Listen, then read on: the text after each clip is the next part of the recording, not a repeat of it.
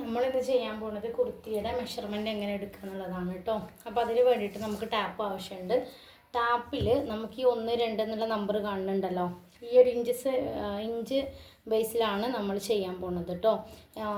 Centimetre അല്ല, inch കേട്ടോ.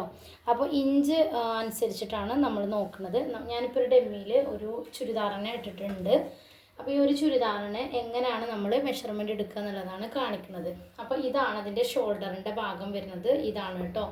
അപ്പോൾ നമ്മൾ ഫസ്റ്റ് തന്നെ ലെങ്ത്താണ് ഇങ്ങനെ മെഷർമെൻറ്റ് എടുക്കുക എന്നുള്ളതാണ്. ഫസ്റ്റ് ലെങ്ത്താണ് എടുക്കേണ്ടത്.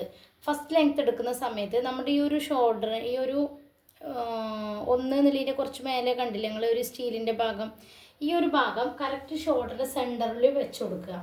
ഇങ്ങനെ സെൻറ്ററിൽ വെച്ച് കൊടുക്കുക.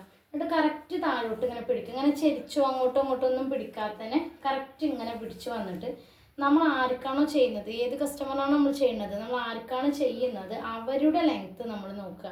അപ്പോൾ ഇങ്ങനെ വരുമ്പോൾ ചെറിയ കുട്ടികൾക്കാണെങ്കിൽ ചിലപ്പോൾ 19, 20 അങ്ങനെയൊക്കെ ആയിരിക്കും വേണ്ടത്.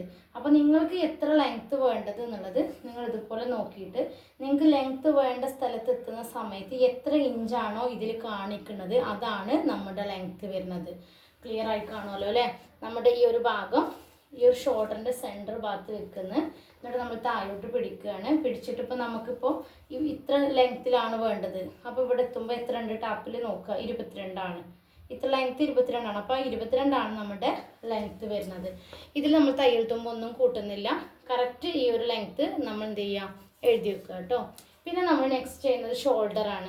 ഷോൾഡർ എടുക്കുന്ന സമയത്ത് നമ്മളിപ്പോൾ ഒരു കുട്ടിയെ ഷോൾഡർ എടുക്കുകയാണെങ്കിൽ നമ്മൾ അവരെ ബാക്കോട്ട് തിരിച്ച് നിർത്തുക. ബാക്കോട്ട് തിരിച്ച് നിർത്തിയതിന് ശേഷം അവരുടെ ഒരു ഷോൾഡർ മുതൽ അടുത്ത ഷോൾഡർ വരെയുള്ള നീളം നോക്കുക. അപ്പോൾ ഞാനിപ്പോൾ ചെയ്യുന്നത് ഇതാണ്. ഇപ്പോൾ ഒരു ഷോൾഡറിൻ്റെ ഭാഗം, ഈ കൈ സ്ലീവ്, നമ്മൾ സ്ലീവ് ജോയിൻറ്റ് ചെയ്തത് മുതൽ